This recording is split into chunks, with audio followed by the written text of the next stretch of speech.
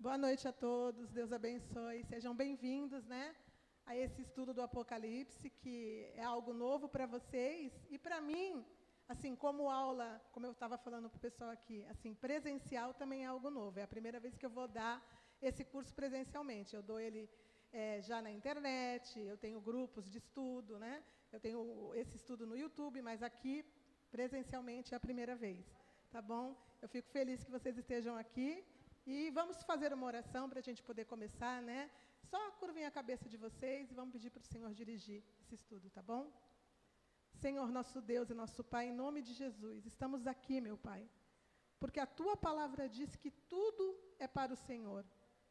E esse, meu Deus, é um estudo que é para que possamos falar da Tua palavra, para que o entendimento, meu Pai, do livro do Apocalipse, que é um livro tão difícil, meu Pai, possa, meu Deus, ser desvendado, meu Deus, para cada pessoa que se encontra aqui, para aqueles que estão, meu Deus, comigo também, meu Deus, pela internet, meu Pai. Que o Senhor possa alcançar vidas, que o Senhor possa, meu Deus, abençoar grandemente esse estudo, é o que eu te peço, e já te agradeço em nome do Senhor Jesus. Amém. Graças a Deus. Amém. Então, vamos começar. Pode colocar, Edu, por favor, Apocalipse, capítulo 1, a gente vai começar. Vocês estão com a Bíblia aí, vocês podem abrir também no celular, onde vocês quiserem, para vocês acompanhar. Ou, se vocês quiserem só ler aqui também, fiquem à vontade, tá bom? Então, vamos começar. Tudo certo? Posso começar? Então, vamos lá. Revelação de Jesus Cristo, que Deus lhe deu para mostrar aos seus servos as coisas que em breve devem acontecer, e que ele, enviado por intermédio do seu anjo, notificou ao seu servo João. Então, a gente está vendo aqui que essa revelação é a revelação do próprio Jesus. Jesus mandou um anjo com toda a revelação que ele queria passar para que João pudesse escrever. Então, é algo que o Senhor Jesus ele tinha como urgência para mostrar para João aquilo que precisava ser conhecido para as pessoas. Mas como conhecer uma coisa que é tão difícil de entender? Como nós podemos entender um livro que até hoje as pessoas buscam compreensão, mas é bem difícil de entender?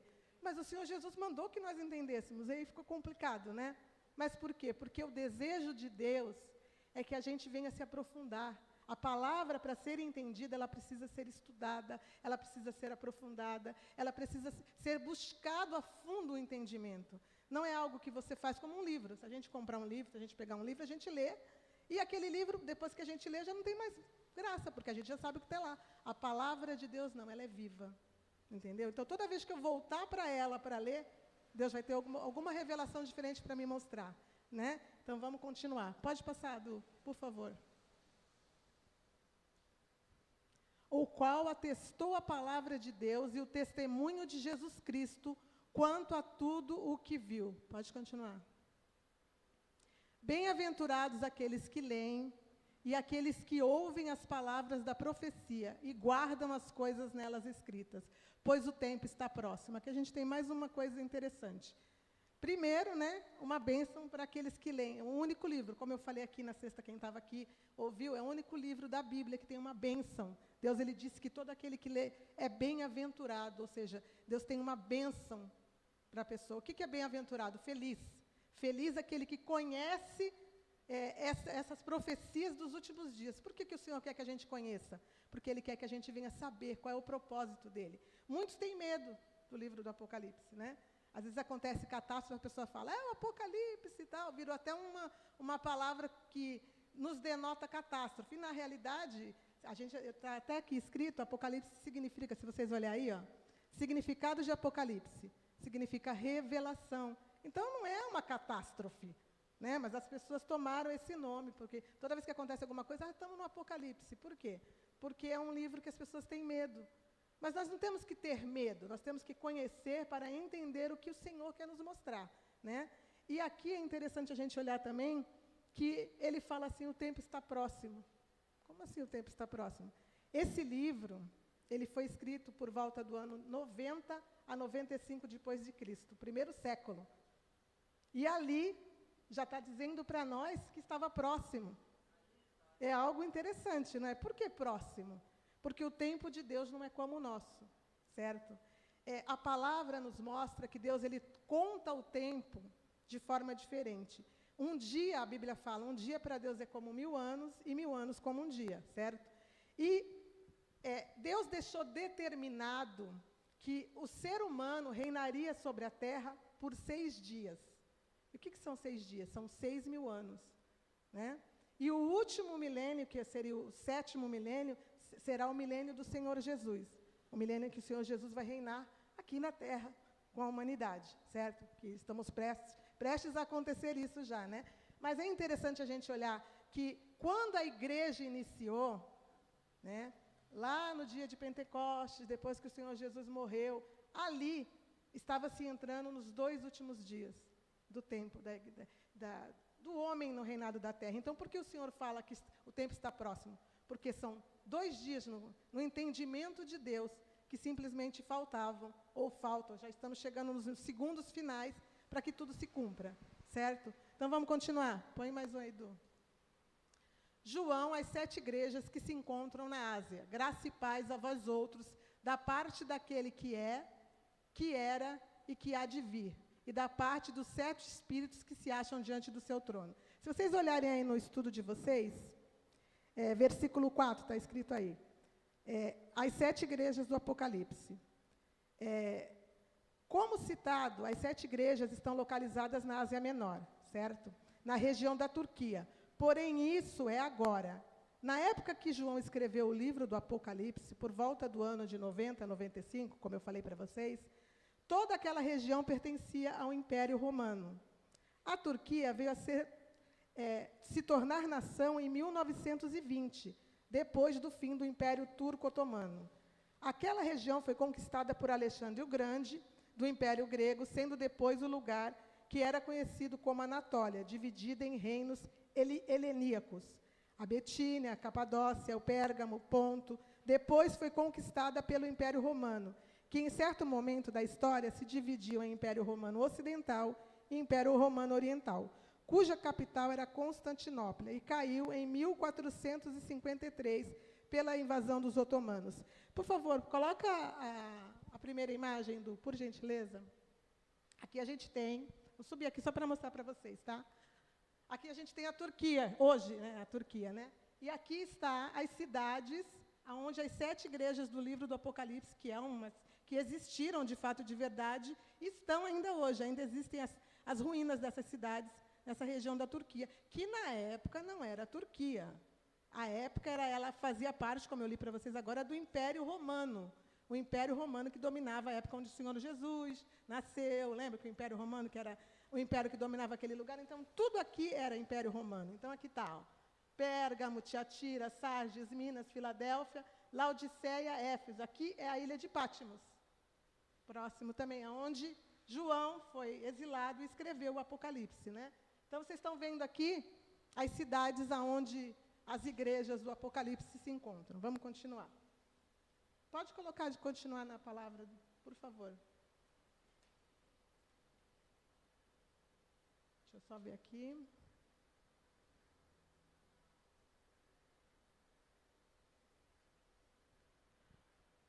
Pode colocar no 5. Isso. E da parte de Jesus Cristo, a fiel testemunha, o primogênito dos mortos e o soberano dos reis da terra, aquele que nos ama e pelo seu sangue nos libertou de nossos pecados. Você vê que aqui está sempre mostrando que tudo isso vem da parte do Senhor Jesus. Ele está revelando isso. Ele quis que se revelasse isso. Ele quer que nós entendamos, né, esse acontecimento. Coloca para mim a imagem do Império Romano para mostrar para eles. Ó. Aqui era a região do Império Romano, onde o Império Romano dominou, entendeu? Se vocês se localizarem aqui, vocês vão ver que aqui é a Itália, ó, dá para conhecer, né? Aqui é a Europa, tem partes da Ásia, aqui é o Oriente Médio, aqui é onde fica hoje Israel, hoje não, naquela época já ficava, né? Aqui é a Arábia Saudita, o Egito. Então, o Império Romano ele dominou uma grande parte da Europa, partes da Ásia, e aqui a parte onde fica Israel hoje.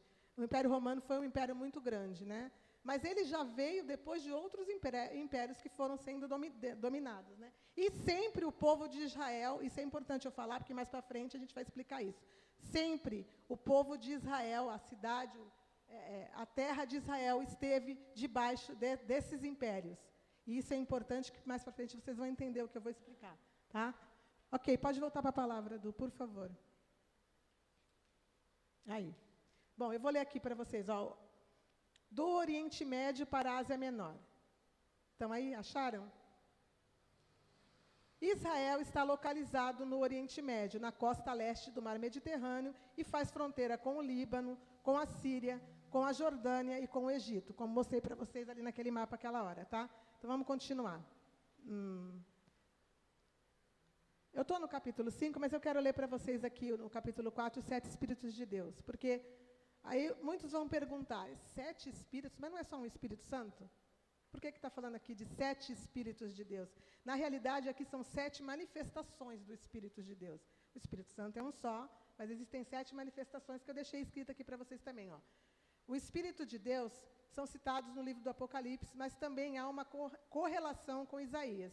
Aí tem o Espírito do Senhor, o Espírito da sabedoria, o Espírito do entendimento, o Espírito do conselho, o Espírito de poder, o Espírito do conhecimento e o Espírito do temor do Senhor. Tá? Vamos continuar lendo agora. Vocês estão entendendo, gente? Então, né? Então, vamos continuar. Isso. E nos constituiu reino e sacerdotes para o seu Deus e para a ele a glória e o domínio pelos séculos dos séculos. Amém. Pode continuar. Eis que vem com as nuvens, e todo o olho verá, até quantos transpassaram. Aqui esse versículo é interessante, porque ele está dizendo ali que ele vai vir com as nuvens e todo o olho verá. E existe uma certa confusão aqui, principalmente quando as pessoas que acreditam que é... Quem já ouviu falar aqui de arrebatamento da igreja? Já? Então, existem várias interpretações bíblicas, mas a Bíblia ela não tem várias interpretações. A Bíblia ela fala uma coisa só. O problema é que as pessoas entendem o que elas querem, e aí começa a haver várias interpretações do assunto. Mas a gente vai olhar aqui ponto a ponto sobre tudo isso que eu estou explicando para vocês. Então, a gente vai falar, o arrebatamento da igreja, a Bíblia, eu vou falar isso para vocês com estudo e vou explicar para vocês. Ela será, sim, pré-tribulacionista, ou antes dos 7 anos de tribulações finais. Não sei se vocês já ouviram falar sobre isso, né? Então, existem 7 anos finais de tribulação. O arrebatamento da igreja acontece antes, mas ali está dizendo que ele vai vir com as nuvens e todo o olho verá. Essa passagem não está falando do arrebatamento da igreja, está falando da segunda vinda de Jesus. A segunda vinda de Jesus, de fato, não é o arrebatamento da igreja, porque o arrebatamento da igreja, ele não pisa na terra. Ele vai ficar no alto e o Espírito Santo vem e toma a igreja e leva para ele. Entendeu? Mas quando ele voltar na segunda vinda, a gente vai ver isso lá no final do Apocalipse, bem explicadinho, ele vai pisar na terra. Ele vai vir pelo povo de Israel, ele vai vir para destruir o reino, que é o último reino do anticristo. Então, ele vai aparecer entre as nuvens e todo o olho verá, até aqueles que os transpassaram. E quem transpassou Jesus? A gente sabe que na cruz, ele foi transpassado por uma lança, né? Quem conhece essa passagem? Que fala que o Senhor Jesus estava lá, e um soldado romano enfiou uma lança no lado dele, né? Então, muitos falam que quem transpassou foi os romanos, né? Porque, de fato, quem enfiou a lança nele foi os romanos. Mas vamos ver aqui o que a palavra nos fala. Quem transpassou o Senhor Jesus? Abre para mim, em João 19:34. Por favor. João 19:34, Evangelho. Aqui, a passagem que eu estou falando para vocês. Mas um dos soldados lhe abriu o lado com uma lança, e logo saiu sangue e água. João 19:34. Está aí no estudo de vocês. Agora abre para mim no próximo. Zacarias 12:10.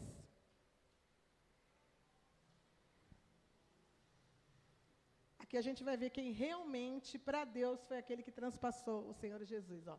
E sobre a casa de Davi, e sobre os habitantes de Jerusalém, derramarei um espírito de graça e de súplicas. Olharão para aquele a quem transpassaram.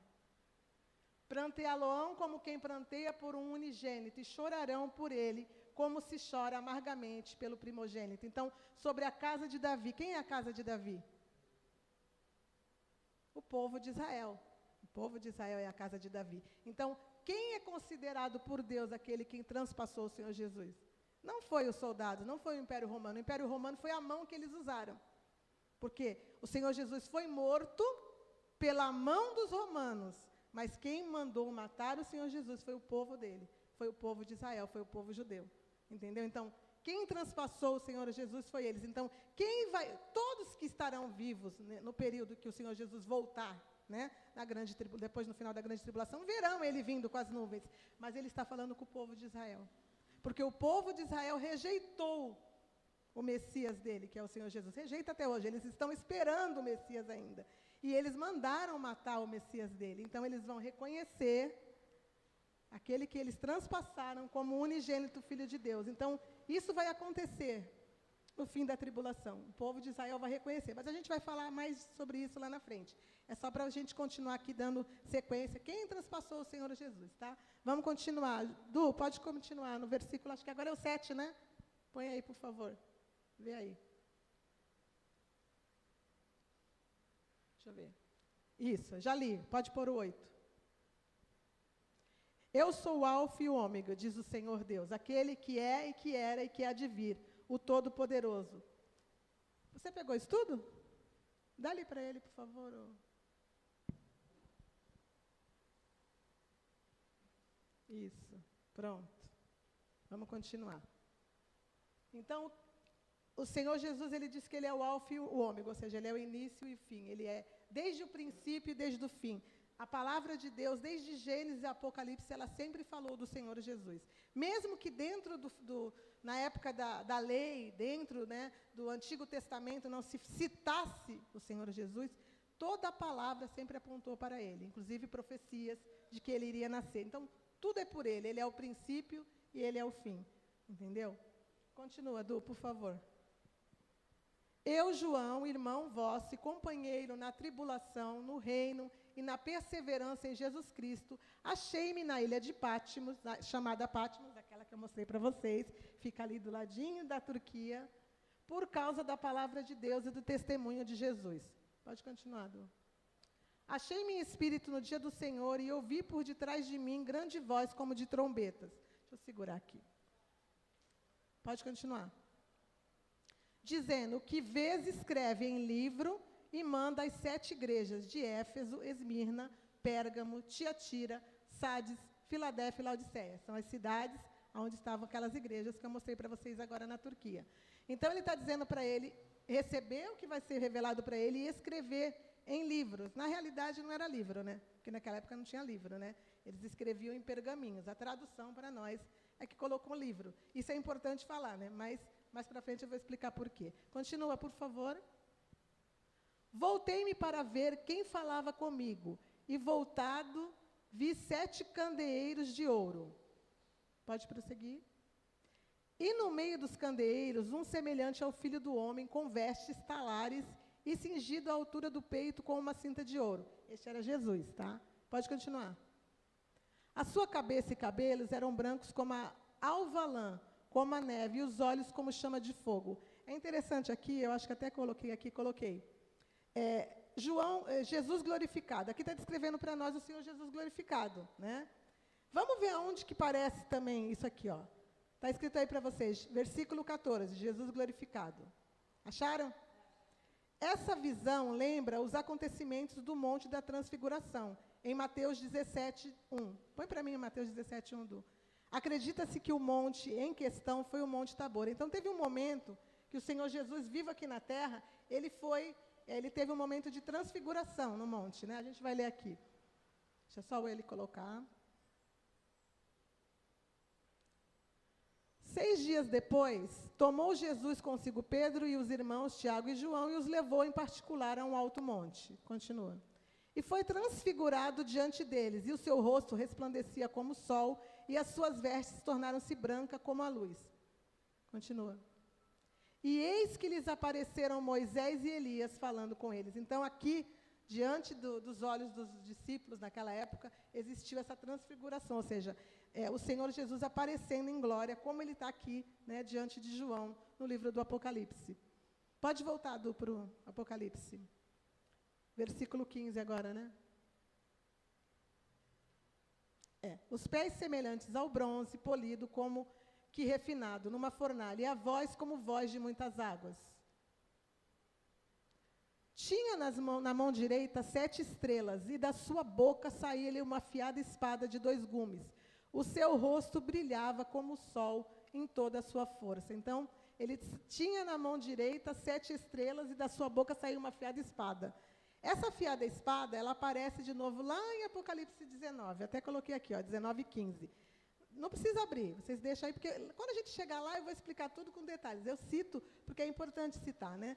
Essa passagem de Apocalipse 19 e 15 é justamente quando ele vier, no final, que eu falei, na segunda vinda dele, que ele vai vir pelo povo de Israel e ele vai descer na terra. O que significa essa espada de 2 gumes que sai da boca do Senhor Jesus?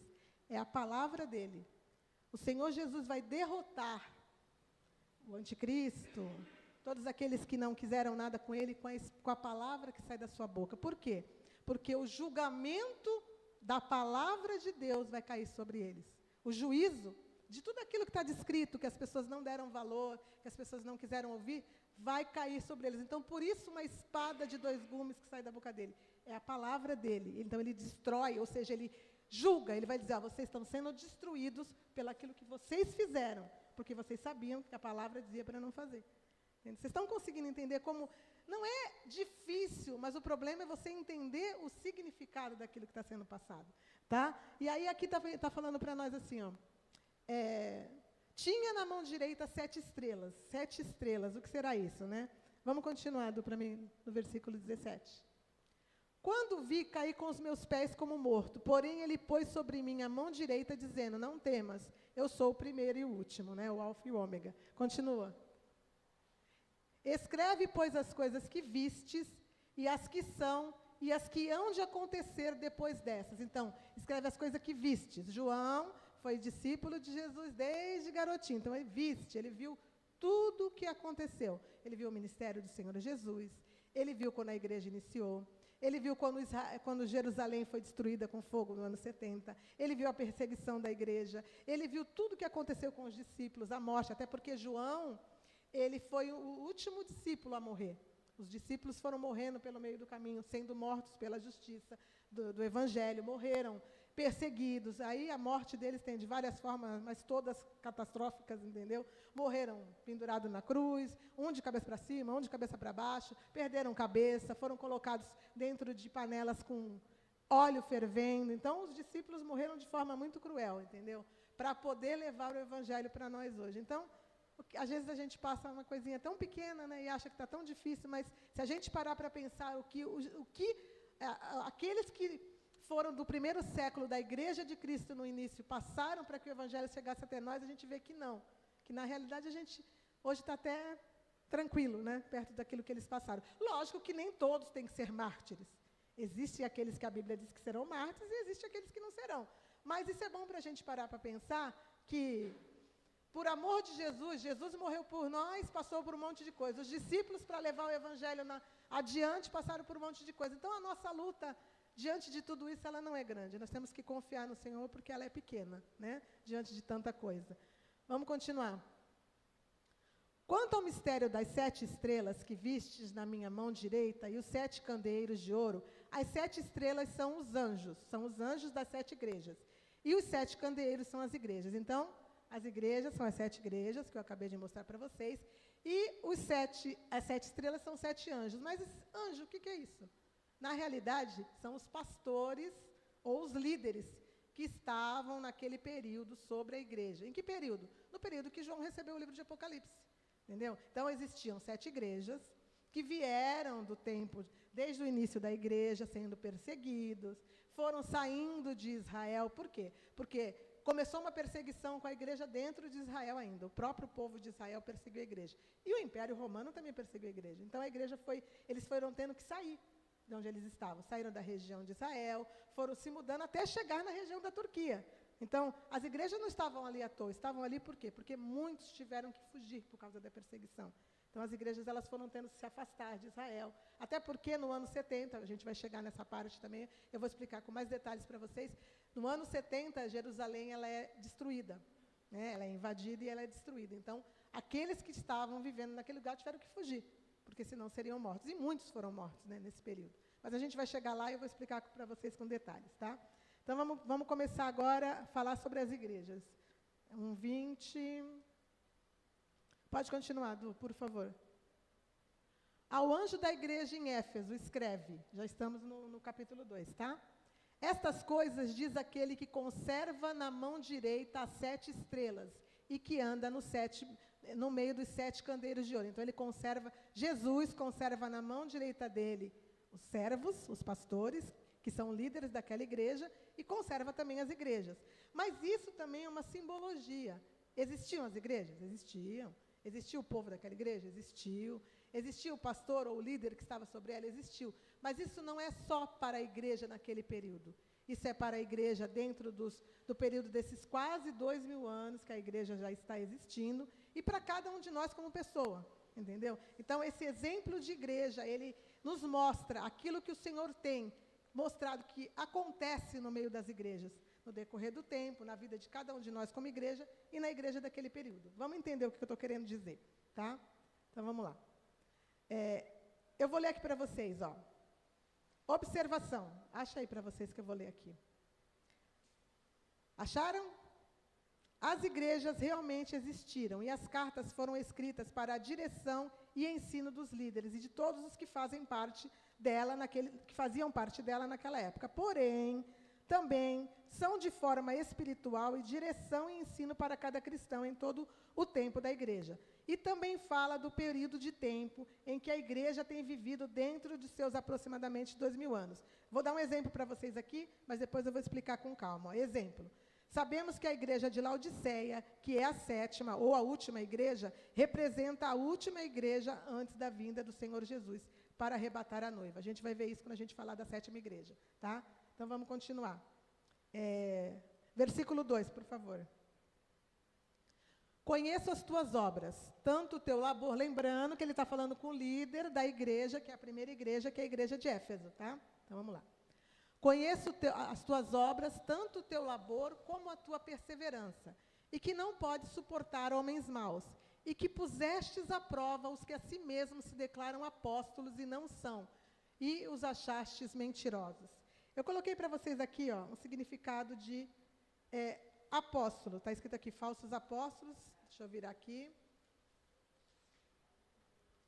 Aqui está dizendo assim, é que eu grampeei bem em cima do meu, né? Em hebraico, o significado de apóstolo, que significa enviado ou emissário. Então, existia dentro dessa igreja pessoas que se denominavam apóstolos ou enviados de Deus, ou emissários de Deus, dentro daquela igreja, mas que na realidade eram falsos, entendeu? Não eram de Deus. Então, ele colocou eles à prova e achou mentirosos. Então, Deus estava se agradando desse primeiro momento da igreja ali. Veja como eu vou mostrar para vocês como os problemas da igreja daquela época são os problemas que existem nas igrejas de hoje. Já acontecia lá atrás, entendeu? Já acontecia lá atrás. Vamos continuar. Pode continuar, Du, por favor. E tens perseverança e suportastes provas por causa do meu nome, e não te deixastes esmorecer. Continua. Tenho, porém, contra ti, que abandonastes o teu primeiro amor. Continua. Lembra-te, pois, de onde caístes e arrepende-te, e volta à prática das primeiras obras. E se não, venho a ti e moverei do seu lugar o teu candeeiro, caso não se arrependas. Lembrando que candeeiro é o quê? Igreja. Então, Deus falou para ele, se você, líder, anjo, estrela que está na minha mão, não se consertar, eu vou tirar da sua mão essa igreja. Entendeu? Mas o que o Senhor está querendo dizer aqui? Né? Que esse líder, o problema não era só ele, era o que ele ensinava para o povo, porque o líder é o que ensina. Então, a igreja andava de acordo com as pernas de quem? E hoje, a igreja anda de acordo com as pernas de quem? Quem ensina? Não é o líder? Não é o responsável pela igreja? E não é mediante o que o líder ensina que a igreja, ela caminha? E a gente não tem visto isso no decorrer dos tempos e nas igrejas, principalmente hoje, que a coisa tem ficado mais apertada? Então, vamos continuar. Vamos lá. Tens, contudo, ao teu favor, que odeias as obras dos nicolaítas, as quais eu também odeio. Voltando à história do primeiro amor, né? Ele disse que ele caiu do primeiro amor. Existem várias pregações. Eu vou explicar para vocês uma coisa que eu também acho importante.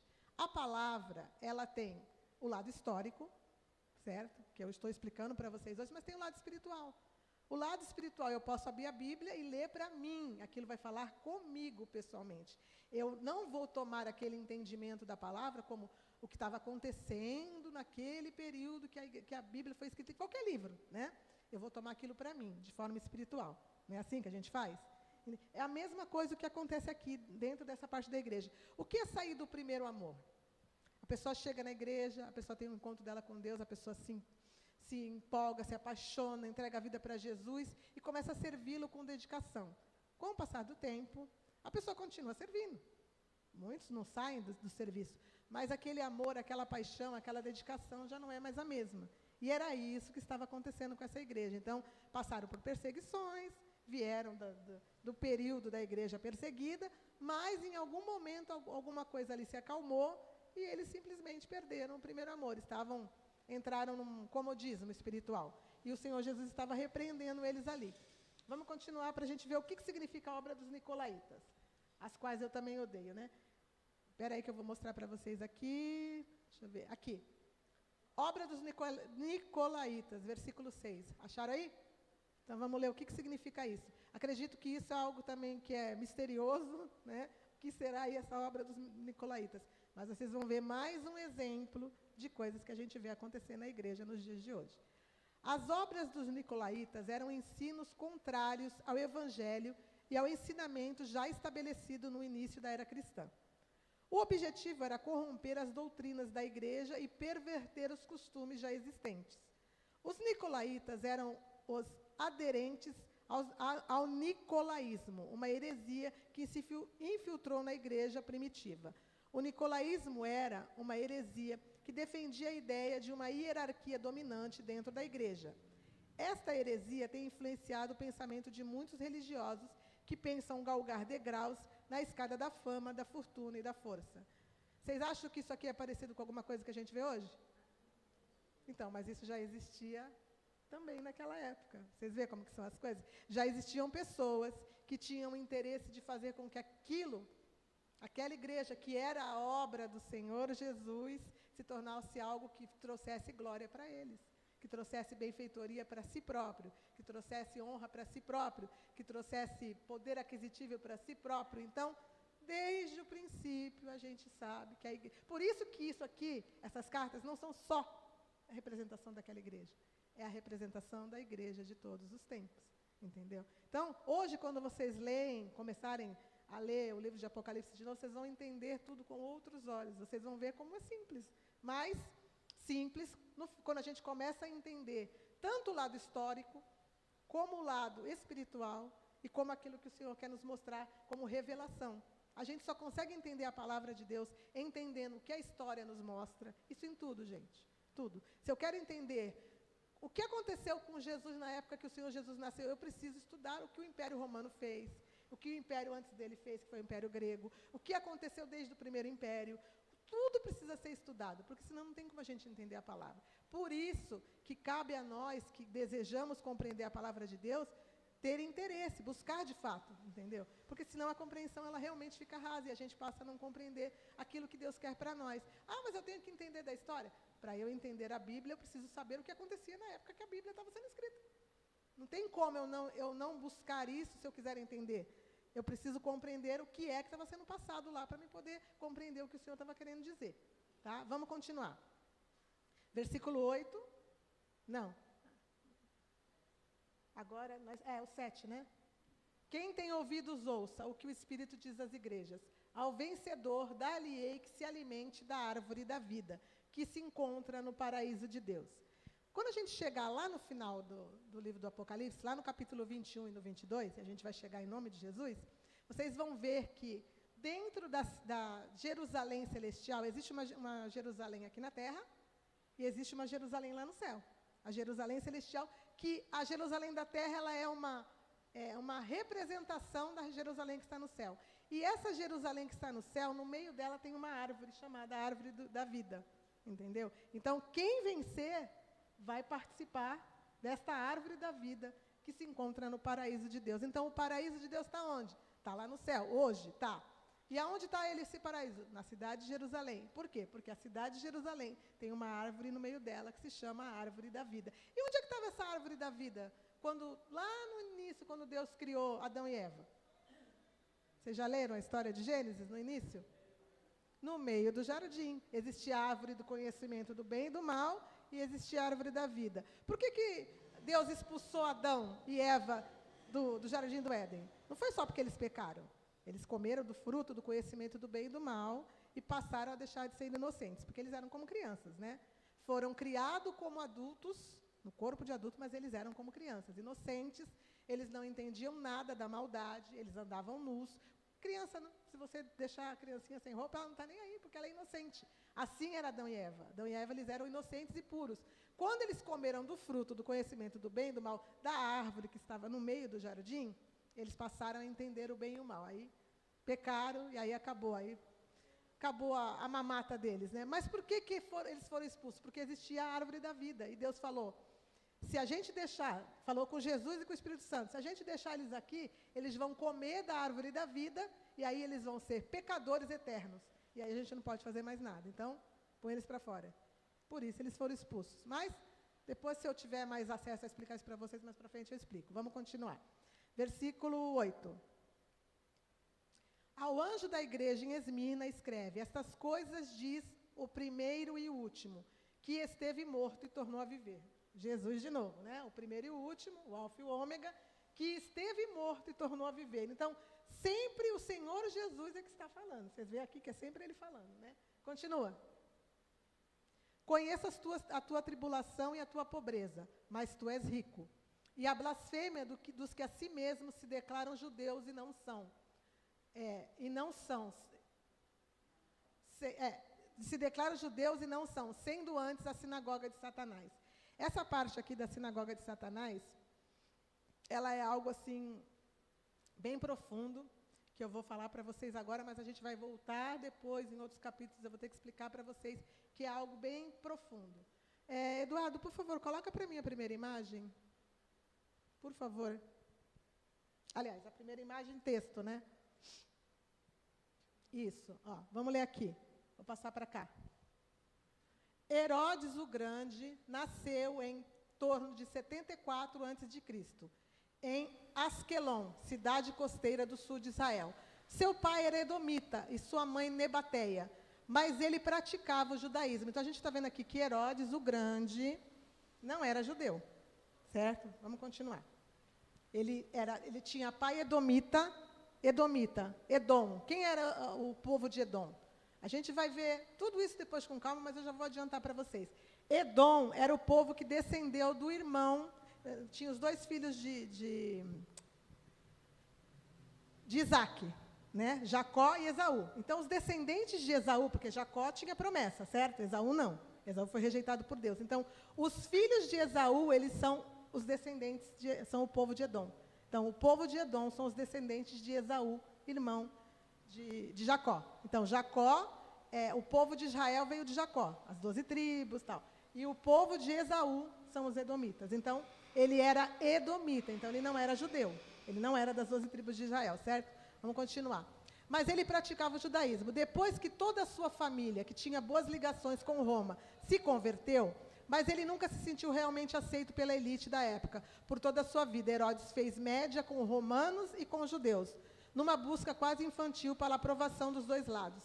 Isso levou a ser mediador perfeito entre ocupantes e ocupados, mas nunca o tornou imune às críticas.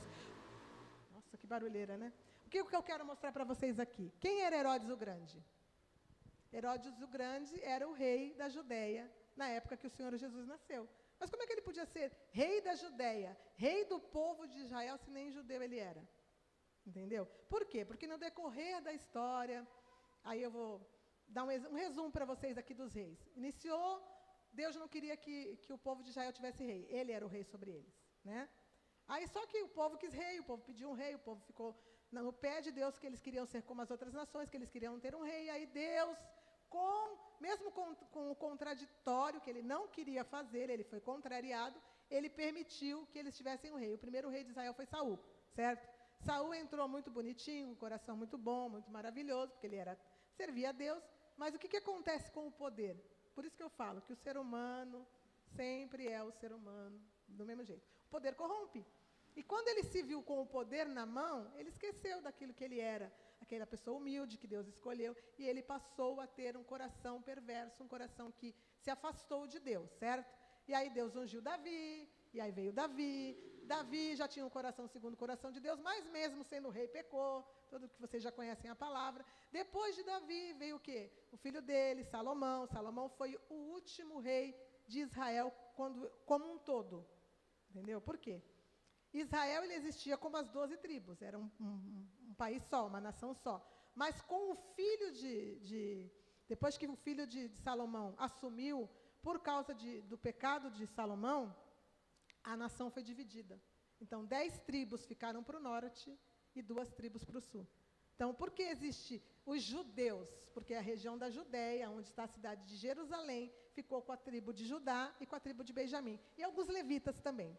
E as outras 10 tribos ficaram para o norte, em Samaria, certo? Aí, vocês vão falar para mim assim, mas Samaria, os samaritanos, mas os judeus não se davam com os samaritanos, é algo que eu tenho certeza que vocês já não sabem. Se souberem, eu, por exemplo, fui saber disso muitos anos depois que eu estava convertida. Por quê? Porque ninguém explica para nós isso. Os samaritanos, eles são descendentes das 10 tribos de Israel do norte. Samaria era a região que ficou sendo a capital deles. Jerusalém ficou a capital da Judéia e Samaria ficou sendo a capital das 10 tribos. Então, se dividiu. O povo de Israel passou a ser 2 nações, Israel e Judá. Entendeu? E aí, os samaritanos, com o tempo, existiu a invasão, os assírios invadiram eles foram dominados, eles foram levados para o exílio, muitos se perderam, mas alguns voltaram de novo para a terra deles.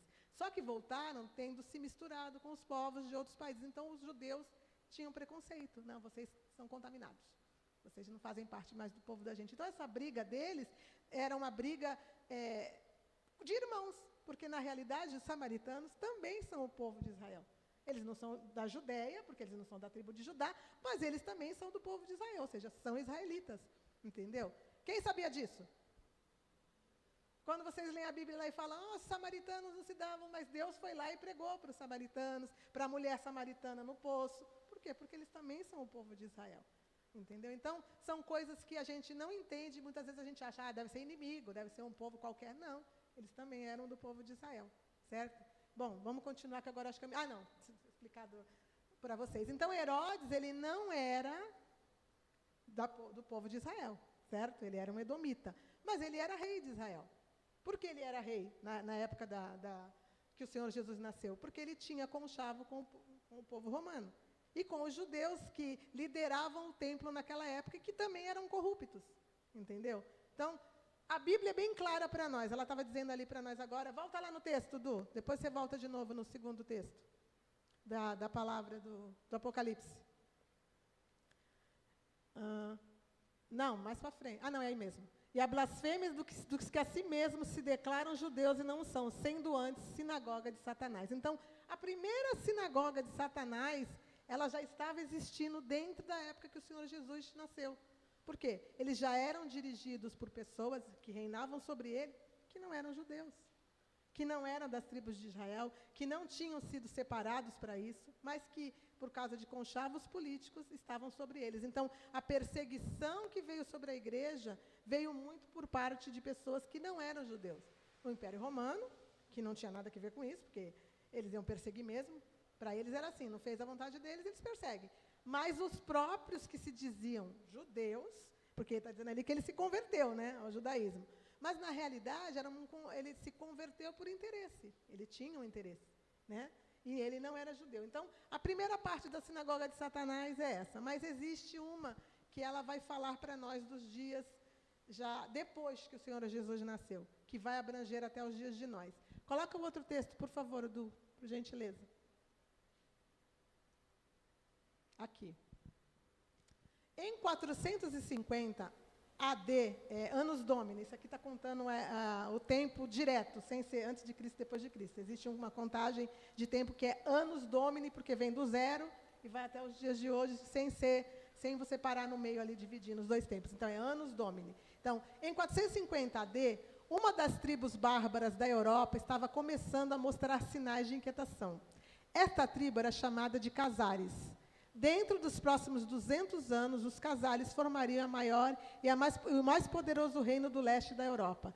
Eles teriam poder supremo por causa de 200 anos, ranking do poder com o califado muçulmano e do Império Bizantino. O Império Bizantino é a continuação do Império Romano, tá? Quando o Império Romano, depois de muitos séculos, ele começou a ruir assim. Primeiro ele se dividiu, como eu li para vocês no texto aí. Ficou sendo o Império do Oriente e o Império do Ocidente. Até que chegou o Império do Oriente, se chamava Bizantino. Aliás, do Ocidente se chamava Bizantino. Então, aqui está falando do Império Bizantino, é o Império Romano, mas já no final, quando ele já estava quase para serem vencidos e perderem o poder. Então, vamos continuar. Do seu reino, de aproximadamente 1 milhão de quilômetros quadrados, fronteira com o mar de Aral, leste de Kiev. Kiev, lembra para vocês o quê? Kiev. Hoje dá para saber, gente. Kiev não é a capital da Ucrânia? A guerra, gente. Então, fala muito sobre Kiev hoje, né? Então, perto de Kiev, nos estepes da Ucrânia, lá, a oeste da montanha do Cáucaso, no Mar Negro, ao sul do Ural, das montanhas do norte. Então, eu vou subir aqui para mostrar para vocês. Aqui é um mapa da Europa Oriental e da Ásia. Está dividido aqui. Certo? Aqui fica a Rússia hoje, aqui está no antigo, né, nos nomes antigos. Aqui fica a Rússia hoje e aqui fica justamente a Ucrânia, entendeu? Os países do Oriente da Europa e da Ásia ali, né? E aqui, bem aqui na descidinha, aonde na época que teve a Arca de Noé, a Arca de Noé parou, né? Quem sabe onde ela parou? O Monte Ararat, isso. E o Monte Ararat fica nessa região aqui, justamente, do Cáucaso. Bem lá no alto do mundo mesmo. Na região próxima à Turquia, nessa região. E nessa região aqui foi como começou de novo a população do mundo. Noé parou com a arca, né? Desceu ele, a mulher e os 3 filhos com as suas mulheres. E ali começou a povoar o mundo de novo, gente. Lembrando que o dilúvio destruiu toda a terra, né? E aqui começou de novo a população do mundo, e dentro deste povo, conforme foi se multiplicando, essa região apareceu um povo chamado povo casário. Esse povo era um povo que eles tinham parte com o diabo, eles serviam ao mal, entendeu? Eles eram pessoas que serviam a Satanás. Naquela época já, eles eram bárbaros, eles matavam as pessoas, eles judiavam das pessoas, eles tinham sérios problemas com os vizinhos, porque os vizinhos não gostavam deles, porque eles eram povos terríveis.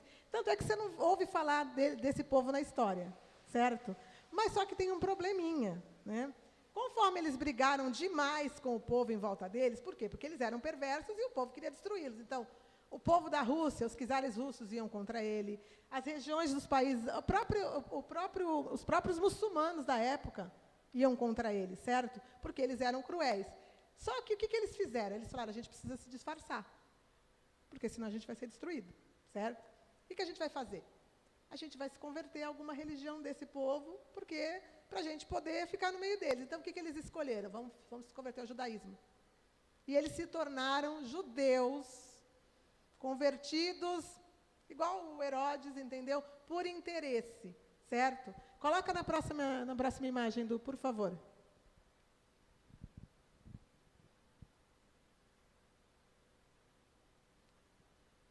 Já no século XX, o escritor Arthur Koestler, em seu livro A 13ª Tribo, quantas tribos eram do povo de Israel? 12. Ali está falando de uma 13ª, certo? Que não é do povo de Israel, mas que foi colocada ali como a 13ª tribo. Vamos entender por quê.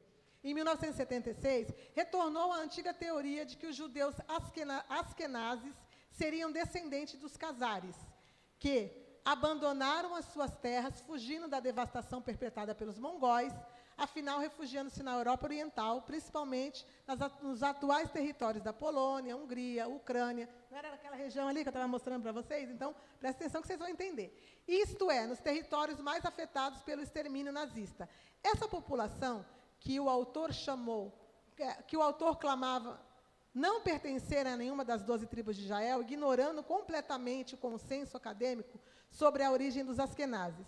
São definidos no livro de Koiter como a 13ª tribo. Por defender essa ideia, Koiter recebeu uma avalanche de críticas e foi acusado de negar o direito dos judeus askenazitas ao território de Israel. Sendo o próprio Koiter um judeu askenazi, ele era sionista com base em razões seculares e não considerou que uma suposta ascendência casar poderia retirar a legitimidade da reivindicação dos judeus sobre o território de Israel. Vou resumir para vocês. Existe, hoje, uma linhagem do povo de Israel, que chama-se judeus askenazitas, lógico que não são todos, existem judeus askenazitas que são da descendência de Israel. Mas existe uma parte desses judeus askenazitas que eles são justamente este povo que se converteu, se disfarçou no meio de povo de Israel e passou a se tornar conhecido na história como a 13ª tribo. Mas eles não são judeus, eles não são semitas, porque semitas são aqueles Sem, Cã e Jafé, os 3 filhos de Noé, certo? E o povo de Israel vem dos semitas, na linhagem dos semitas. Eles não são semitas, eles são da descendência de Jafé, que justamente, por que eu mostrei para vocês o mapa daquela região ali? Porque aquela região é onde o povo da família de Jafé populou aquele lugar. E Askenaz era um neto de Noé, e que era filho de Gog, que era um dos filhos de Noé. Aliás, ele era neto... depois de novo o mapa, por favor, só para me lembrar aqui. Não, esse não. O mapa daquela passagem da... Isso, dos askenazitas. O outro. Aí, isso. Aqui, dos casares. Essa região aqui, ó, era onde morava os 2 filhos de Jafé, que era o Gog, não era Gog, era Gomer, lembrei, Gomer, e o Magog. Quem já ouviu falar de Magog aqui? Gog, da terra de Magog. As pessoas falam muito dessa guerra. Quem já ouviu falar? Que dizem que é a última guerra. Mas, na realidade, esses askenazitas, eles eram descendentes tanto de Magog como de Gomer, os 2 filhos de Noé. E justamente o nome que eles tomaram para eles, para chamar, eram de askenazitas. Por quê? Porque eles moravam na mesma região, séculos depois, da onde vieram o povo de Askenaz. Então, eles tomaram o nome, tomaram a conversão para eles, mas eles não são judeus. Por que eu quero que vocês entendam isso? Está meio complicado, né, gente? Mas já vai clarear já. Por que eu quero que vocês entendam isso? Porque este povo se misturou com o povo de Israel até hoje. Existem coisas que acontecem no meio do povo de Israel hoje, com lideranças, estou sendo gravada, mas eu já falei disso nos meus vídeos, mas para não me cancelarem, né? Que existem pessoas que lideram o povo de Israel hoje que não são judeus, de verdade. E que o propósito deles não é abençoar o povo de Israel, nem a nação de Israel, mas é criar todo um contexto para a vinda do anticristo. Entendeu? Esse povo que eu estou mostrando para vocês, que tem parte, que se tornaram os supostos judeus askenazitas, estão dentro de Israel, estão na liderança, são donos de bancos, são líderes mundiais, que são judeus. Se vocês forem pesquisar, normalmente quando a gente vê lideranças políticas grandiosas, que são chamados de líderes do mundo, muitos são judeus. Não sei se vocês já repararam isso. Muitos são judeus. Mas, na realidade, não são judeus de verdade. Vêm de uma linhagem de pessoas que não, de fato, não são do povo de Israel. E o propósito deles qual é? A sinagoga de Satanás, aqueles que se declaram judeus e não são. E o que está escrito lá naquela carta? Volta de novo lá, por favor. Acho que vocês estão conseguindo entender, né? Eu vou explicar mais para frente, para vocês com calma, mas estou só dando uma pincelada. Tá? Volta para a Bíblia, do versículo aqui, ó. Aqueles que se declaram judeus e não são, sendo antes a sinagoga de Satanás. Então, isso, lembra que eu falei que aconteceu na igreja do passado, mas também é para os dias de hoje? É porque existe todo um projeto do mal. Vocês acham que o diabo ele veio desde os primórdios da terra, que ele está brincando em serviço. Não, o propósito dele é criar um reino para o anticristo. Isso não vai acontecer só nos últimos 7 anos. Isso já vinha acontecendo desde a época de Jesus. A própria palavra fala que o império da iniquidade já operava desde aquela época. Né? E o iníquo só não entrou até hoje, por quê? Porque a mão de Deus ainda o detém, não chegou o momento. Né? Mas vai chegar. Mas o reino dele está sendo projetado desde os primórdios, com pessoas, com reinos, com servos que ele colocou dentro da história para fazer com que aquilo caminhasse para o propósito dele. Vocês estão conseguindo entender? Estão conseguindo entender? Então, eu vou fazer um comentário para vocês aqui, que eu falei nos meus vídeos, é até meio polêmico, mas eu vou fazer. É aquilo que eu entendo. Vocês sabem que a nação de Israel hoje é uma nação que é muito bem protegida. Tem um exército forte, ela tem muros, ela tem... Existe uma dificuldade para você entrar dentro dele, porque eles são protegidos, todo rodeado por muros, todo rodeado por cercas. E o que aconteceu no dia 7 de outubro de 2023? Vocês acharam que foi algo normal? Entrou lá um monte de terroristas, de forma fácil. Né? Vamos pensar, entendeu? Eu estou fazendo vocês pensar. Vocês precisam, para vocês entenderem aquilo que vai acontecer para o final dos tempos, vocês precisam entender todo o jogo que vem vindo desde sempre. Então, eles entraram com uma facilidade muito grande dentro de um território onde é tudo fechado, onde existem soldados em todas as partes, tanto no mar como na terra. Então, isso foi algo que, para mim, eu falo disso, já falei disso em várias vezes nas aulas que eu dou, que foi algo muito estranho, que, para mim, me remete a uma abertura por interesse. Entendeu? Então, os acontecimentos que nós estamos vendo hoje acontecendo em Israel, as guerras contra Gaza, tudo aquilo que a gente está vendo lá, aquilo está sendo projetado por um propósito maior. Mas a gente vai falar disso mais para frente. Eu só queria que vocês entendessem essa parte. Acho que deu para vocês conseguirem pegar já o gancho, né? Porque é um assunto muito, assim... ele é bem profundo, entendeu? Para a gente explicar com calma. Mas eu acho que eu consegui resumir, né? Tá bom. Então, vamos continuar. Pode continuar, Du, por favor. No 10 agora. Não temas as coisas que tens de sofrer. Eis que o diabo está para lançar em prisão algum dentre vós, para ser dispostos à prova, e tereis tribulação de 10 dias. Ser fiel até a morte, e dar-te-ei a coroa da vida. Aqui está mostrando já o que estava acontecendo naquela época, uma perseguição, que o diabo ia lançar eles em prisão por 10 dias. Isso significa o quê? Que seria um período curto, mas que eles passariam por essa perseguição, e trazendo para a igreja dos dias de hoje, isso mostra para nós que existe aqueles que são colocados como mártires até o dia de hoje. Vocês conhecem países, não sei se vocês já pesquisaram, que existem perseguição, que as pessoas morrem pelo nome de Jesus? Então, existem mártires até o dia de hoje. Então, existem aqueles que até hoje são colocados em prisão, são colocados à prova. Por quê? Por amor de Jesus Cristo. Então, trazendo para os dias de hoje, a gente vê que existem países onde pregar a palavra é crime. E se você aceita Jesus, você se torna um criminoso. E você é morto, e você é preso, e você perde os seus bens, você é perseguido, e você morre e se torna um mártir. Entendeu? Então, a palavra, ela sempre nos aponta lá e aqui. Então, eu mostrei para vocês dois acontecimentos que, lá naquela época, existia uma perseguição daqueles que não se declaravam judeus e não eram, e nos dias de hoje. E também estou mostrando para vocês que existe um martírio até os dias de hoje, que sempre existiu no decorrer da igreja. Tá? Vocês estão pegando, ó, é o primeiro e o segundo capítulo, mas vocês veem quantas coisas tem para ser explicado, né? Vamos continuar, Du.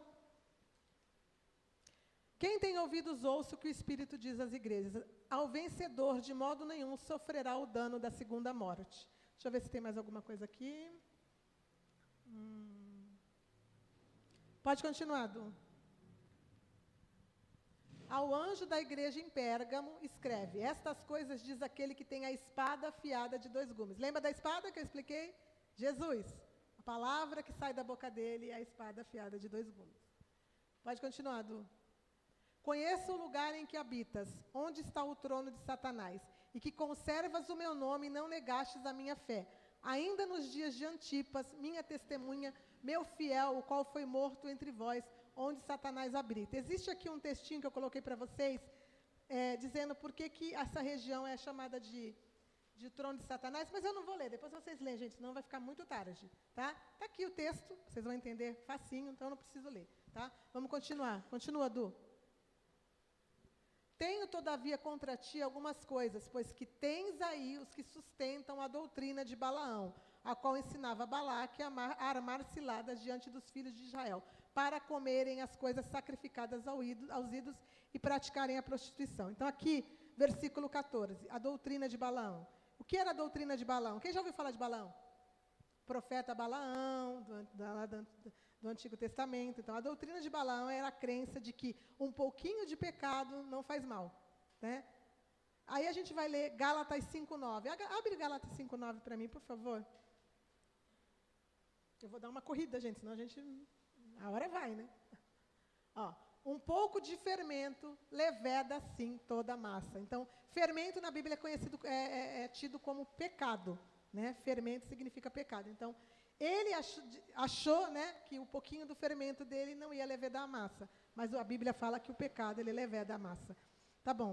Agora eu vou ler aqui para vocês. Ó. Especialmente se houver algum benefício financeiro ou pessoal. E por que Balaão deu esse conselho? Acharam aí? Versículo 14, a doutrina de Balaão. Acharam? Então vamos continuar. Por que Balaão deu esse conselho? Embora Balaão tenha obedecido às ordens do Senhor de abençoar ao invés de amaldiçoar Israel, em seu coração ele queria as honras e as recompensas terrenas. A fim de receber essas recompensas, ele sugeriu que Israel fosse atraído para o pecado, para que perdesse a proteção de Deus. Então, o pecado de Balaão é quando dentro da igreja você fala assim, não tem problema pecar só um pouquinho. A gente mistura o santo com o profano e está tudo certo. A gente vê igrejas assim hoje? Aí fora? Então, vocês veem que é tudo igualzinho, né? Por quê? Porque, eu sirvo a Deus, eu amo Jesus, o Senhor é a minha vida. Mas o pecadinho assim, não, Deus perdoa. Então, isso é a doutrina de Balaão. Aqui está falando assim, ó, Balaão era o profeta e Balaque era o rei dos Moabitas, que ofereceu as riquezas, né, para que o profeta amaldiçoasse Israel. Números 22, 1:7. Não vou abrir, gente, quem não conhece a história, pode ir lá em Números depois 1:7, dar uma lidinha, porque senão a gente vai ficar muito tempo aqui, né? Vamos continuar. Continua, por favor, Edu. Volta lá para o Apocalipse. Quem tem ouvidos, ouça o que o Espírito diz às igrejas. Ao vencedor dar-lhe-ei do maná escondido, bem como lhe darei uma pedrinha branca. E sobre essa pedrinha é escrito um novo nome, o qual ninguém conhece, exceto aquele que recebe. Vamos entender o significado dessa pedrinha branca? Está escrito aí, ó, versículo 17, pedrinha branca. Acharam? Lá embaixo, no pé da folha. No Império Romano, a pedra branca era um símbolo de absolvição e de inocência. Era dada aos julgados que eram absolvidos de acusação. O que o Senhor Jesus vai fazer conosco quando a gente estiver com Ele? Absolver a gente dos nossos pecados, né? Espera aí, só beber um pouquinho de água, gente. Então, essa pedrinha branca, ela tem um simbolismo, né? Nós estamos sendo absolvidos dos nossos pecados pelo próprio Deus. E nós vamos receber também um novo nome, cada um vai receber lá no céu, não sei como é que vai ser o nome de vocês, nem o meu eu sei, mas a gente vai receber um novo nome, tá? Aí aqui tem algumas coisas falando também sobre a pedrinha branca que vocês podem ler depois. Era usado para a identidade de inocente, aí vocês leem depois, tá? Porque a base é isso. Vamos continuar, Du, por favor.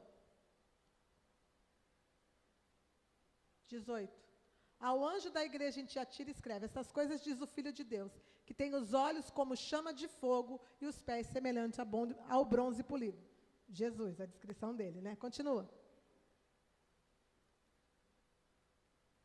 Conheça as tuas obras e o teu amor e a tua fé e o teu serviço e a tua perseverança e as tuas últimas obras mais numerosas do que as primeiras.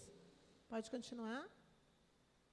Ali a gente está vendo que a igreja tinha um bom atributo com Deus, né? Fazia uma boa obra.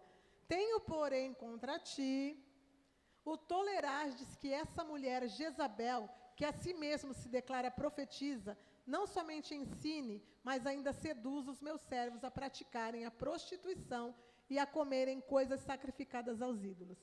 Tem um estudinho aqui falando sobre Jezabel, eu vou ler só um pouquinho, depois vocês continuam, tá? Jezabel era filha do rei dos Sidônios Etibal, está escrito isso em 1 Reis 16, 31, e o seu casamento com Acabe, rei de Israel, da parte norte, aqui já era Israel dividida, as 10 tribos, visava fortalecer as relações entre Israel e a Fenícia. Ela é mostrada no livro de Reis como a esposa do rei de Israel, Acabe, promíscuo e fraco. Então, o rei era um rei promíscuo que fez uma aliança com o rei pai da Jezabel, que era o rei da Fenícia, e por causa, de novo, de poder, de dinheiro, né, eles sempre faziam aliança. Quer dizer, o povo de Israel sempre enfiando o pé na jaca, né? Não, assim como o povo de hoje, né? É o que eu falei, a mesma coisa, tá? E o que era esse aceitar Jezabel? Jezabel, ela era uma profetisa que ela servia a Serat e Baal, certo? Então, ela trouxe a adoração de ídolos dela para dentro de Israel. Lá ela fez com que Acabe construísse um templo para ela adorar Baal, a Será. Lá ela tinha aqueles que serviam ela, que foram aqueles que Elias matou, os profetas de Baal e de Aserá, naquele acontecimento que ele ora e cai fogo do céu. Quem conhece essa passagem? Então, eu não vou ler muito aqui, depois vocês leem, está escrito aqui. Está aqui os versículos, tudo, mas vocês leem depois. Mas qual era aceitar Jezabel? É justamente o que acontece dentro de muitas igrejas. Você trazer para dentro da igreja a adoração a outros deuses. Mas tem isso? Tem doutrinas que não são doutrinas bíblicas e que muitas vezes estão dentro de igrejas. Ele não está falando da Jezabel ali, ele está falando daquilo que ela representava, porque ela entrou dentro de Israel e trouxe para dentro de Israel a doutrina dela. Ela era uma profetisa, sim, mas uma profetisa que servia a outros deuses.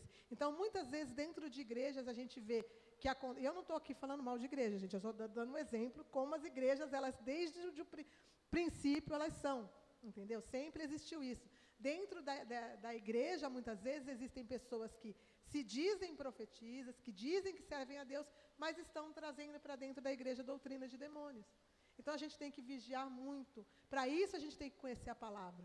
Por quê? Porque a Bíblia fala que os últimos dias seria o tempo de maior engano que a igreja passaria. Então, o vigiar é muito importante. Existe sonhos, visões e profecias? Lógico que existe, a Bíblia fala isso, né? Mas a gente tem que vigiar com as doutrinas do diabo. Então, essa igreja, ela tolerava o ensino de demônios dentro dela. Entendeu? Por isso que está escrito ali que eles toleravam Jezabel. Vamos continuar. Dele tempo para que se arrependesse. Ela, todavia, não quer arrepender-se da sua prostituição. Essa prostituição é a prostituição espiritual. Não é a prostituição física. Entendeu? Por quê? Deus, ele considera que aquele que serve a ele e vai ali passear um pouquinho com outros deuses, que está se prostituindo, que está adulterando, que está traindo ele, né, com outros deuses. Então, prostituição. Pode continuar. Eis que a prostro de cama, bem como em grande tribulação os que com ela adulteram, caso não se arrependam das obras que ela incita. Então, a gente está vendo aqui que, naquela época, alguém sofreu algum problema lá, né? E aqueles que seguiam ela também. Mas dentro da igreja, que é o que nos interessa hoje, isso significa que aqueles que fazem isso vão sofrer. Deus vai trazer juízo para eles. Olha lá, prostro de cama, esse que é o apóstolo de cama. Então, Deus está falando que ele vai trazer juízo sobre pessoas que fazem isso. Essas profetisas, vamos usar profetisa, mas pode ser homem ou mulher, que trazem doutrinas satânicas para dentro da igreja do Senhor. E aqueles que adulteram com ela, que não se arrependerem, terão grande tribulação. Então, a gente vê que, muitas vezes, dentro das igrejas, as pessoas carregam tribulações espirituais, porque acabam fazendo aliança com o mal. Mesmo sem saber, muitos não sabem. Por que não sabem? Porque não conhecem a palavra. A Bíblia é bem clara, ela diz que o meu povo sofre porque lhe falta conhecimento. Então, eu considero, para mim, e eu ensino isso para todas as pessoas que acabam passando por cursos comigo, que o importante é a gente conhecer a palavra.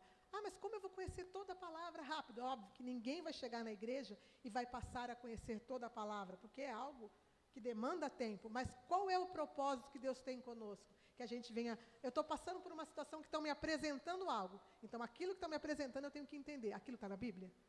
Isso aqui que estão apresentando para mim faz parte da palavra? Então, essa é a nossa função de servos de Deus. ser como os crentes de Beré. Em Atos dos Apóstolos tinha um povo chamado povo bereiano, que era assim. Pregavam para eles, eles iam lá para ver se estava escrito. E assim tem que ser a gente. Se pregam para nós a palavra, a gente tem que ir buscar se isso está escrito na palavra. Entendeu? Sonhos e visões e profecias são totalmente bíblicos, mas os tempos finais, nós vamos chegar nessa passagem de Apocalipse, é o tempo onde existiriam mais falsos cristos e falsos profetas. Falsos cristos. Cristo significa ungido, a palavra Cristo significa ungido. Ungido, então existiriam pessoas se colocando como ungidos, mas que seriam falsos, e profetas, que se colocam como profetas, mas também são falsos, certo? Eu quero mostrar para vocês uma coisa que eu acho que é importante. Do abre para mim, acabou o 22? Tem mais algum? Continua, no final eu falo do que eu quero. Continua. 23. Matarei os seus filhos e todas as igrejas conhecerão que eu sou aquele que sonda mentes e corações, e vos darei a cada um segundo as vossas obras. Então, matarei os seus filhos, significa que toda a herança da igreja que veio praticando isso, o Senhor vai matar. Matar como? Com a espada que está lá no início, que sai da boca dele. Então, seremos julgados pela palavra. Se fizemos o certo ou se fizemos o errado, tudo está na palavra. Se eu fiz o errado e vou dizer para Deus assim, mas eu não sabia, Ele vai dizer para mim, está escrito. Por que você não foi saber? Então, esse é o ser julgado pela palavra que sai da boca de Deus. E isso vai acontecer. Por isso que a gente tem que vigiar e buscar o conhecimento da palavra. O que vocês estão fazendo aqui é muito importante. Vocês estão passando a entender coisas que vocês não entendiam da palavra, que vai fazer com que vocês venham vigiar daqui para frente. Eu tenho certeza disso. Né? Continua, Du. Acabou? 23. Digo, todavia, a vós outros, os demais de Tiatira, há tantos quantos não têm essa doutrina, e que não conheceram, como eles dizem, as coisas profundas de Satanás. Outra carga não jogarei sobre vós. Então, dentro dessa igreja, tinha um povo que não praticava a mesma doutrina. Dentro da igreja, lá, tinham pessoas que falavam, opa, eu não, estou vigilante. Então, a gente tem que ser vigilante hoje. Nós estamos dentro do corpo da igreja de Cristo. Independente de placa, de ministério, nós somos o corpo da igreja de Cristo. Então, nós temos que ser aqueles que vigiam. Ah, está todo mundo fazendo. Como diz, as pessoas gostam de dizer, né, que as mães falam, eu não sou todo mundo, você não é todo mundo. Então, temos que, ainda que a gente eu não tenho que criticar. Se a pessoa me perguntar e eu puder ensinar, eu vou. Mas não cabe a mim julgar nem criticar. Mas, opa, para mim isso aí não serve não. Não, está de boa, está tudo certo. Mas eu não vou praticar aquilo que a palavra do meu Deus condena. Então, esses que ali está mostrando para nós é que dentro da igreja vai existir sempre aqueles que não vão praticar. Vai ter aqueles que vão se separar dentro da igreja e que vão olhar e falar, isso aí não é para mim não. Eu não quero misturar a minha fé com o santo com o profano, né? Porque o santo é o separado para Deus. E o profano é aquilo que contém o pecado. Então, eu não vou misturar a minha fé com aquilo que não é de Deus. Tá? Continua, Du. Acabou agora?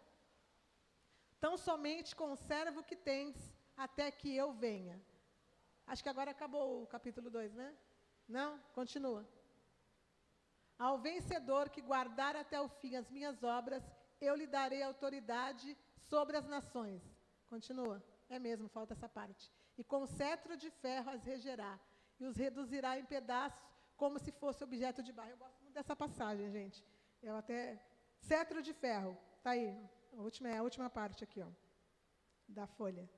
Ao que vencer, reinará com o Senhor Jesus com cetro de ferro. Em Apocalipse 19:15, não precisa abrir, eu vou chegar lá com vocês no final, a Bíblia fala que o Senhor Jesus vai reger as nações com cetro de ferro.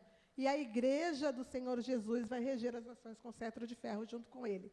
Isso também está escrito em Apocalipse 12. A gente vai chegar lá também. Eu vou mostrar para vocês como a igreja vai reger com Jesus as nações com cetro de ferro. Mas isso é para as outras aulas, porque não tem como explicar tudo agora. Acabou agora? Assim como também eu recebi de meu Pai, dar-lhe-ei ainda a estrela da manhã. A estrela da manhã está na última folha, realmente. Vira lá. Lhe darei a estrela da manhã. Continua. Agora acabou? Quem tem ouvidos, ouça o que o Espírito diz às igrejas. Quem é essa estrela da manhã? Em Apocalipse 22:16, a palavra mostra que o Senhor Jesus Cristo ele é a estrela da manhã. Ele é a estrela da manhã hoje. mas existiu outro, que no passado foi a estrela da manhã. Abre Isaías 14 para mim, 14 e 12. Anota que esse aí eu não coloquei, gente. Isaías 14 e 12. Ó, como caíste do céu, ó estrela da manhã. Olha lá. Como caíste do céu, ó estrela da manhã? Mas não falou que Jesus é a estrela da manhã? Vamos continuar. Filho da alva, como fostes lançado por terra, tu que debilitavas as nações.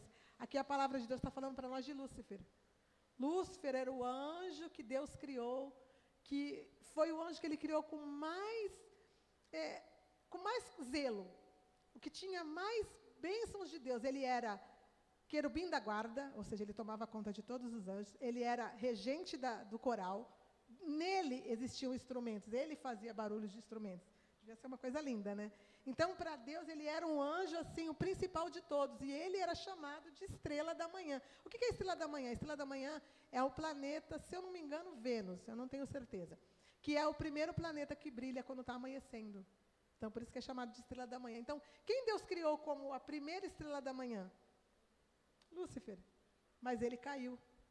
Ó, como caístes do céu, ó estrela da manhã. Então, essa estrela caiu. Ela foi lançada por terra. E quem hoje ocupa o lugar de estrela da manhã? O Senhor Jesus. Ele é a nossa estrela da manhã. Amém? Então, só que eu quero mostrar para vocês agora uma coisinha. Abre para mim em Joel 2, 28, que eu acho importante a gente falar. E aí eu já vou encerrar, gente, que já demorei bastante, né? Ó. E acontecerá depois que derramarei do meu espírito sobre toda a carne. Vossos filhos e vossas filhas profetizarão. Vossos velhos sonharão. E vossos jovens terão visão. Aqui está falando uma profecia lá no Velho Testamento do início da igreja, quando o Espírito Santo fosse descer na terra, certo? Agora vai para Atos 2, eu acho que é 16, se eu não me engano. Atos 2, 16, vai lá.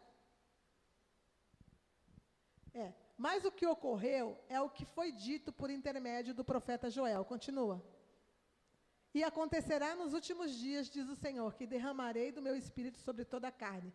Vossos filhos e vossas filhas profetizarão, vossos jovens terão visões e vossos velhos sonharão. Aqui é a pregação de Pedro. No dia do Pentecostes, nós estamos em Atos dos Apóstolos, foi a primeira pregação que Pedro fez quando o Espírito Santo desceu. Então, ele está dizendo que a profecia de Joel começava a se cumprir aqui. Então, desde o princípio da igreja, as pessoas elas profetizam, elas têm sonhos, elas têm visões, mas é o que eu falo para vocês. O tempo que nós estamos da igreja hoje, a Bíblia fala para nós que haverão muitos falsos profetas. Então, é parte da igreja? É parte da igreja. Mas a gente tem que ter sonhos, visões e profecias como? Eu pego aquilo e eu encaixo na palavra. Encaixa na palavra? Ok, então, Deus está me dando um aviso, Deus está me abençoando. Não encaixa na palavra? Estou fora. Pode ser eu, pode ser quem for. Sonhei uma coisa assim, assim, assim. Encaixa com a Bíblia? Não, então, esquece. Por quê? A gente não pode esquecer que Satanás, Lúcifer, e os anjos caídos são anjos. Eles foram anjos, né? São anjos caídos hoje. E eles conhecem, gente, todo o propósito de Deus. Então, muita gente que acaba participando de doutrinas do diabo, ela tem sonhos, visões e profecias que elas acreditam que vêm do Senhor, mas elas esquecem de ir procurar na palavra, se aquilo faz parte da palavra ou não. E aí é onde começa todo o engano que a gente vive. Toda a confusão que a igreja tem vivido hoje, ela está dentro desse engano. Por quê? Porque, mas está escrito na Bíblia. Está escrito na Bíblia, lógico, que teriam isso. Lá no início da igreja, então, sempre teve, desde o começo. Não é uma coisa de agora, porque está escrito que as pessoas sonhariam nos últimos dias. Não, não é nos últimos dias. É desde o início da igreja. Tá? Mas que nos últimos dias teriam falsos profetas, seria a multiplicação de falsos profetas. Isso é aquilo que as pessoas têm que se preocupar. Nós precisamos buscar na palavra o entendimento daquilo que nós temos para hoje. Tá bom? Bom, a gente terminou nossa aula de hoje. Foi bem longa, né? Mas eu espero que vocês tenham entendido tudo que eu expliquei para vocês. Eu também quero agradecer aqueles que estiveram na internet comigo. Que Deus abençoe todos vocês. Deus abençoe.